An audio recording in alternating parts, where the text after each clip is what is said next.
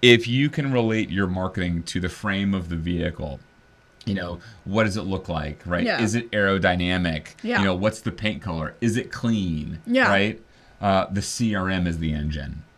And you can have the best looking car, you can have the newest Ferrari, if you will, but if you don't have that engine, it's going to sit parked forever.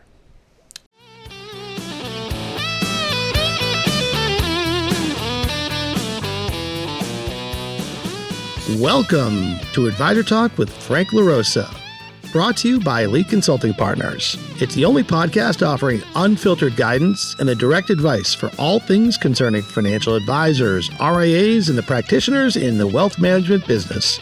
And now, welcome to the show.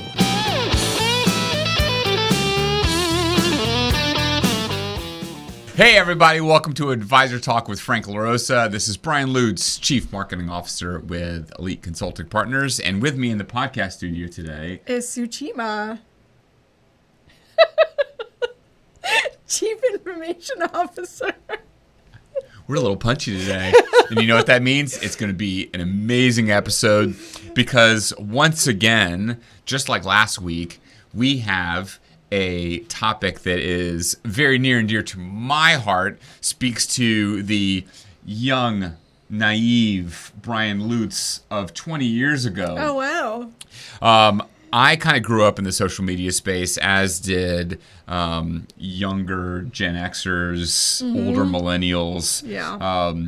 The Facebook was a thing already. MySpace was out there. Twitter was coming onto the market. Yeah. And everyone was trying to figure out how do we take advantage of these platforms Right. to get ahead of our competition, to generate Right. additional revenue, to generate more leads. Is this a trend or is this going to be our future? It became our future. It became our future, more than probably we ever expected it to be. Yeah. But I would even say 20 years later, we're still trying to figure out the best ways to utilize social to move the business forward. Yeah. So today, the topic for today's conversation is listening, engaging, and converting. What we're going to be talking about are really things that we can do with different types of platforms, specifically social CRMs, to be able to listen across the interwebs, pull conversations, and take the insights gleaned from those conversations and what to do from there, right? Actionable insights. It all comes back to actionable insights. That's right. Yeah. And so what is the difference between an actionable insight and a regular insight? Certain insights could reinforce known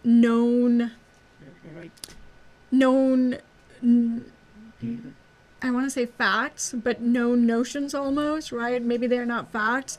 It validates a theory. It validates a theory, and certain actionable insights is, this person is really interested in refinancing their mortgage, or, they're really looking at properties for investment, and that's actionable. You could actually be able to engage with them on that topic and maybe update their portfolio or their goals or, their strategy.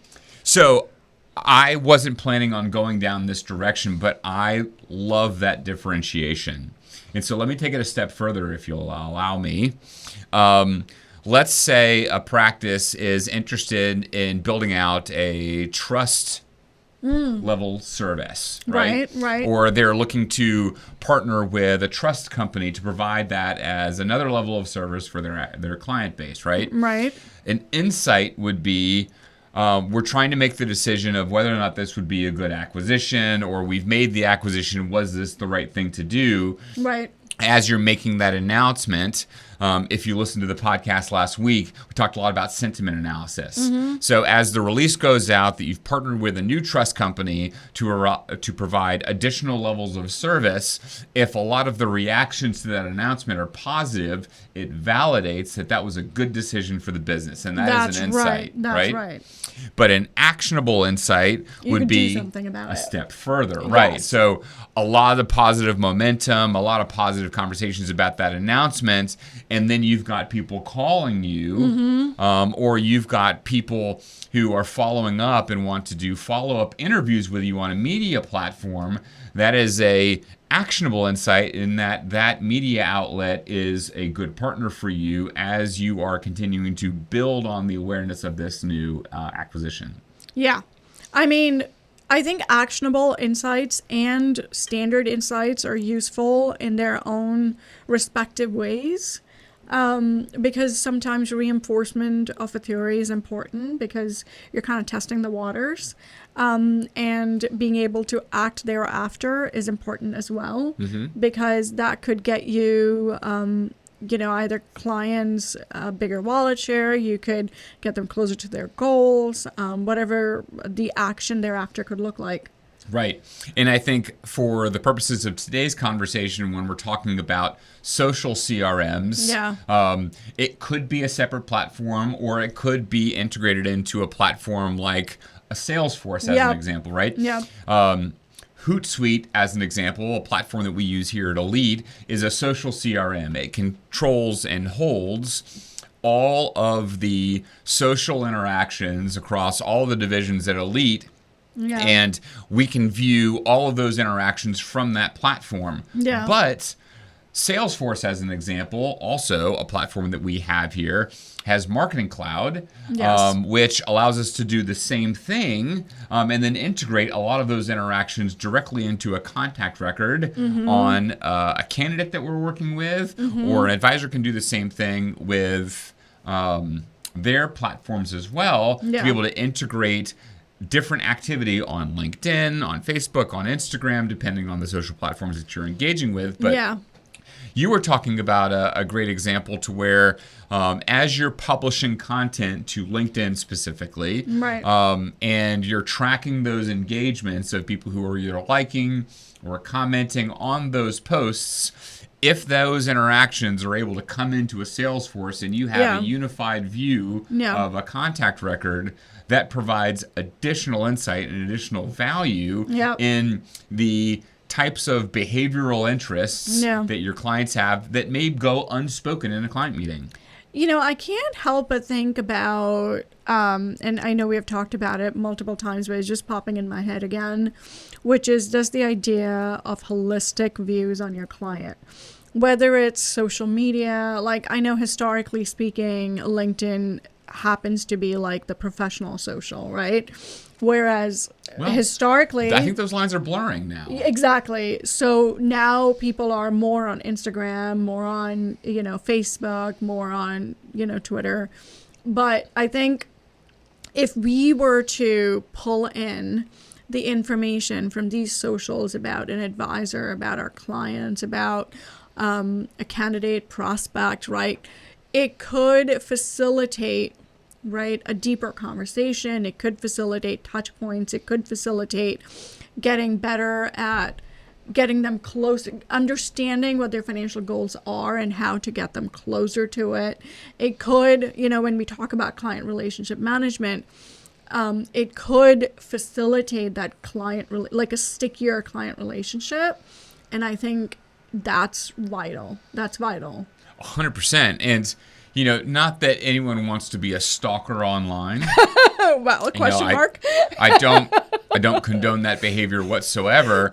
But as it relates to what you were just talking about building a deeper level of trust and creating stickier client relationships, one of the things that has worked historically for advisors and clients is being really in tune with what's happening with their clients' lives, right? Yes. And a lot of what advisors are doing today are going online and, following the clients that they help to manage so that they can see that, their son was accepted into Stanford, Yep. or, their daughter has just started a new soccer program, or son was accepted into his first job at XYZ. Yeah. They're having those conversations in client meetings so that they can say, hey, I am a part of your lives. I am invested in your overall success. Let's talk about that. But all of those insights don't have to be on separate platforms. Like an advisor doesn't need to pick up their phone and scroll through Instagram to see what's happening. That's because, right. to your point, We could integrate it. We could integrate it. Yeah. I mean, at the end of the day, like, it kind of all ties together, right? Like everything we talk about, which is, having relevant, clean data hygiene, right? Having non-siloed platform, like if you are in LinkedIn and if you are on Redtail and or Wealthbox or Salesforce, whatever it happens to be, and if you're using estate planning software, like kind of pull it all together in one place, and you really get like the 3 dimensions of a client, right? Versus like this flat, this is the Social Security, this is, like just like use this information to fill out forms. But no, you can deepen that data to really create and get closer to this client. 100%, right? I mean, because planning to go to state college versus planning to go to Stanford is a big difference. Oh my God. Wow, you gotta really dedicate. Yeah. I mean, that's going to make probably a significant change in the level of aggressiveness in your investment portfolio. Oh, yes. Right? Absolutely. That's a huge impact. Sure, of course. So when we talk about listening on social platforms, I typically relate this into prospecting. Yep. Now, there's different ways that you can listen across social platforms, and maybe even the listening audience. I feel like I'm saying listening too much, but our audience to this podcast, the listener, may not understand that it is possible to see conversations happening on social media platforms, Right. if you're not following those people. And yes, it's possible. It's part of the terms of service when you sign up for a social media platform that you don't own the conversations that you're having on their platforms, right? Yep. And almost every platform has the opportunity or gives you the ability to say, I want my profile public or I want my profile private, right? Yep. And of course, private conversations are not searchable by the platforms and the tools that we're going to be talking about today, but many of them are, right? And so many of them are public, let me say. Majority of them. So as we're thinking about conversations that you're listening for, a lot of tactics that I encourage our clients to utilize is listen for keywords around specific things that fit your niche, right? So if you're in the service of managing educators' 401k platforms, search for teachers, search for 401k help, search for, different little keywords like that, right? If you are in service to high net worth or ultra high net worth individuals, search for conversations around their names and their philanthropic efforts. Think about the things they're doing within their communities as a way to begin engaging in those conversations. Those are 2 very different audiences and 2 very different strategies, but the concept is still the same, where you're setting up keyword search to crawl the web looking for those people, because I can't emphasize this enough. There are trillions of conversations happening across the globe every hour, and if you don't set these filters up, all you're going to get back is noise, and it's going to be a waste of your time. Oh, yeah. I mean, I think having platforms is one thing, having tools is one thing, but leveraging them to their full potential is another. And I think that's where a lot of advisors, a lot of unknowns are there for them. Right. And that's where you and I come in, right? Like, we can empower them with education and skill set that may not be of value for them to learn. Right. So from a prospecting standpoint, you and I have talked a lot about hyper-personalization. Yes. Right? Here's a great example of how that can work. So you're monitoring the web, you're searching for keywords. Maybe you've got an individual in mind. Let's just take a high net worth household as an example that you really want a chance to work with. Maybe you met them at an event and you've had an initial interaction, but you're still, for the most part, well unknown, right? You've set up a keyword search, and let's just say you've used Google Alerts as an example to serve you notifications when that person's name or that household has been mentioned in the news or online or whatever else, right? The thing that I see advisors do most frequently is start sending in-mails through LinkedIn cold, right? And they've got a template that they use, which, don't get me wrong, love automation, but doesn't convert at a high level. Utilizing personalization through that Google alert that you have, it takes a little bit more time, but layering in, hey, I just saw you mentioned in this article. Congratulations on this achievement. Would love to talk about how you can leverage that achievement into XYZ strategies to help generate additional revenue or, tax deferment or, whatever that strategy happens to be, right? Right. The other thing I would say, too, in terms of outreach on social media platforms, even if they are highly personalized, be careful on the volume of messages that you're sending. Yes, that's a key. That's so key because, again, going back to terms of service, different platforms will throttle down your visibility into your audience, into the audience that you've created, if they feel as if you're abusing the platform. Right?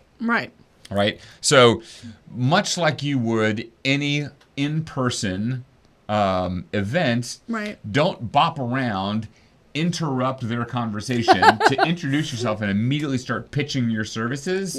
Treat online engagements the same way you would treat in-person interactions. That's fair. I think that's really, like a lot of technology comes down to how we behave in social gatherings, right? Like what's professional and possible in person is what is socially accepted online, and I think we should treat the two almost the same. 100%. Yeah, almost the same. Because you think about, we were talking about blurred lines, but like the lines are even blurring between online interactions and in-person interactions, right? And I think COVID was really the catalyst to a lot of that, to where in-person meetings and online meetings, there's a similar quorum to how you're supposed to engage and interact. One of the things that I happen to enjoy the most is that the dress code, for the most part, has kind of become more relaxed as well. Like, I can't tell you the last time I saw somebody wear a tie in an office. That's true. Right? It's been a while. I mean, for the most part, really, the only time you ever see a tie is when attorneys are in court. Right? Or a wedding, or like a black tie event, things like that. But shout out to the pocket square, by the way. I love a good pocket square. But as it relates to ways to engage and how to engage, I think one of the best ways to convert an online interaction into a first client meeting is to pick up on those keywords and to hyper-personalize a message to them, and then and have that contact then be created within your CRM, whether it's your social CRM or your in-house CRM that has all of your client data in it. It'd be great if those two pieces were working together. And important. I know that you're very passionate about that. But let's just sidebar for a quick second. A lot of legal terminology in this podcast. If you were to engage with someone on a LinkedIn, especially a cold audience or a cold prospect, let's say they're engaging with a piece of content and you flag that as someone who's engaging, right? Which is great, right? We've talked about lead scores in the past, but we're not going to go down that route right now. But the next thing that you can do is once you start seeing pieces of content that are getting high levels of engagement, your next strategy should be a intake form tied to a high level piece or a high value resource like a white paper or a webinar. Absolutely. That's grabbing information directly on that platform that's then pushed into your CRM. Because what happens then? Automation. Then you can really send a personalized outreach. Oh, buddy. Yeah. That's where it all comes together. And that is how you 3x your conversion rates from social media, right? When you can capture people who are engaging with you on social into your CRM, the world is your oyster. Yeah. Bob's your uncle. Yeah. I almost feel like, what's coming to mind right now, Tell me. Brian? I feel like, we talk about CRMs. I think we need to start thinking about CRMs as data warehouses. 100%. What's a data warehouse? So it's a gathering of all information. To simplify it majorly, right? It's not just, I'm going to hold XYZ, KYC, PII information, whatever it is, right? I think it's a data warehouse for data analysis. And the more you gather and input and collect, the more power it gives you over time. Right? And I think sometimes we take it like, okay, it's a CRM, we'll do some whatever, we'll copy paste it. But I think if you give it a little bit more power, meaning really consolidate and really integrate and really think of it as your single source of truth and get it there, invest some and get it there, it could be highly beneficial to a firm if in its growing phase. 100%. Right? I relate CRMs to the engine of your car. It's the thing that's going to make the whole organization move. You think about, we talk about, advisors, and we think about book of business. And we obviously deal with advisors that are transitioning, advisors that are, looking to grow, advisors that are, branding and generating leads. And I'm like, oh my God, it all ties down to data. Whether it's book of business, right? It's literally your book of business. Whether you're growing it or not, it's your book of business, and where you store it. That is the value of your business. Right. And the more you have of it, the more you systematize it, the better it is in the long run. Right.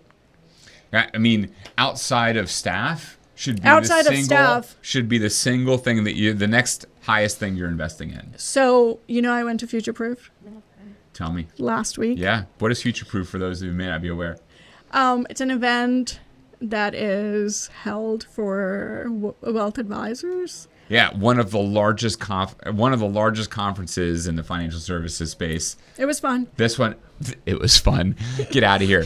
One of the largest conferences in the financial services space. This one, held out in Huntington Beach, California, had some of the predominant thought leaders in the space talking about what's affecting all of it, right? Financial services. Today. Yeah. Think about if this podcast were a conference, that's Future Proof. Yes, right? Oh my God, it gives us so much power. But what I wanted to say is they were talking about technology and the role of technology just as a wide umbrella, and how it's not only about retaining advisors. Advisors leave firms that don't have advanced future-proof technology. But it's also about clients. Clients don't want to deal with advisors that don't have forward-looking technology. If I am, majority of the time, these are all estimates, not literal, right? Mm-hmm. Majority of the time, if someone has to sign a piece of paper, they're like, okay, right? A very simple example. When was the last time we signed a piece of paper? Not often, right? It's DocuSign. It's all digitized. And if you're not giving your clients that experience, they're recognizing it and may not want to stick around. At least the next gen is not. Sure, 100%. Make my life easy. Yes. Especially the ultra high net worth clients. 100%. They don't have the time. I don't have time for that. Yeah, no. So. Yeah, no, great example here. But I guess putting a pin on this conversation in terms of how to listen, how to engage. There's a ton of use cases. We talked about a few of them last week around competitive analysis and competitive listening, how to find the specific things that clients of your competitors are unhappy with and how to take action on that. Yep. Another one that I'm really passionate about too is not so much around competitive listening, but around niche or keyword listening as well. So if you are an advisor that is assisting first responders, or if you are an advisor that is assisting a specific niche around sports team. Trust or entertainment or celebrity media, entertainment, you know, whatever, right? Yeah. You can listen for those topics, although entertainment would provide, gosh, I can't even imagine, a ton of noise. So the filtering on there would be crazy. But where I'm going with this is filter for your audience, filter for your keyword, create a smart inbox of conversations that are coming to you, and you've just created a lead source for people who are raising their hand, not specifically looking at you, but are asking the internet for help. Yep. And you can insert yourself into those conversations because you are the subject matter expert there. And you're listening. That's you're right. Paying attention. That to me is the number one keyword from today, or number one takeaway from today's podcast. Is because there are not many advisors or practices that are doing that, and there's an incredible need for it. If you go to Reddit, if you go to Quora, oh my God, right? Yes. If you go to LinkedIn, Instagram, Facebook, community groups, there are people that are asking questions online, and you've got friends and neighbors and the uneducated who are there trying to answer their questions or be a level of support without the level of information that advisors who listen to this podcast have. I completely agree. I completely agree. So, sorry for getting loud, but I'm very passionate about that. Oh my God, no, I love that. I love that about you. Listen, I think wrapping this up, use that as one of your key takeaways today. There are free platforms that allow you to do this today. Talkwalker, Hootsuite has a free option that you can utilize. Google Alerts is one of my favorites. If you're not using that today, you absolutely should. Then, of course, there are paid platforms and enterprise-level platforms that you can utilize as well. But if you want to talk about this, you can tell that I'm highly passionate about it. I'd love to continue this conversation. You can find me on the email at Brian with an I.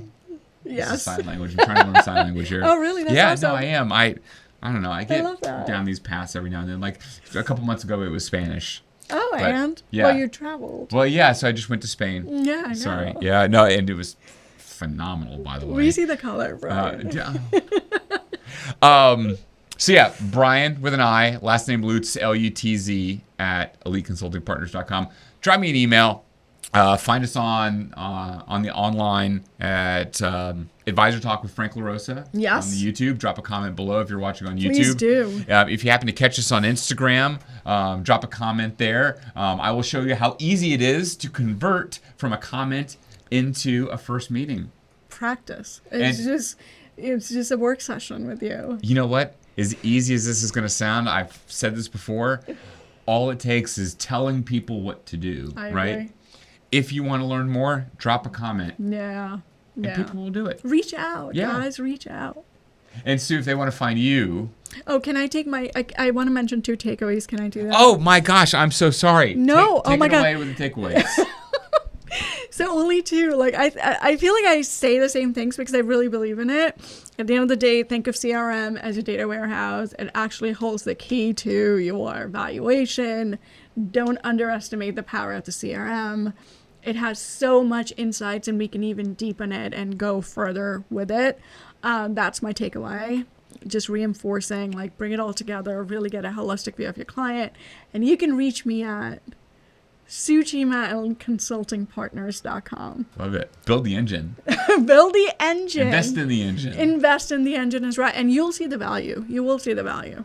All right. This is a little PS. Yeah. This is like one of those little, like, after the movie credits roll. Yeah, Like, here's this is the important part. This is what everyone I gets wouldn't say it's excited important. about. I think what you said is pretty important, but here's something where we're getting too far down the car reference here, but I think Yeah. Frank will appreciate this. If you can relate your marketing to the frame of the vehicle, you know, what does it look like, right? Yeah. Is it aerodynamic? Yeah. You know, what's the paint color? Is it clean? Yeah. Right?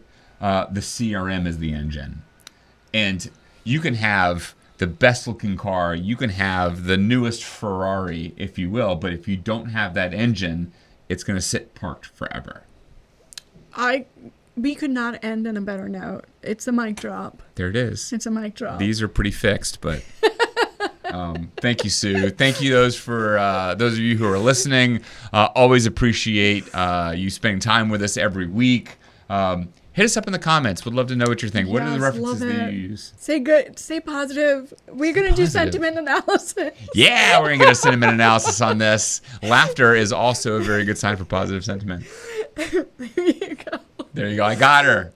Positive sentiment score, 88 today. Thanks, everybody, for listening. We'll talk next week. Bye-bye.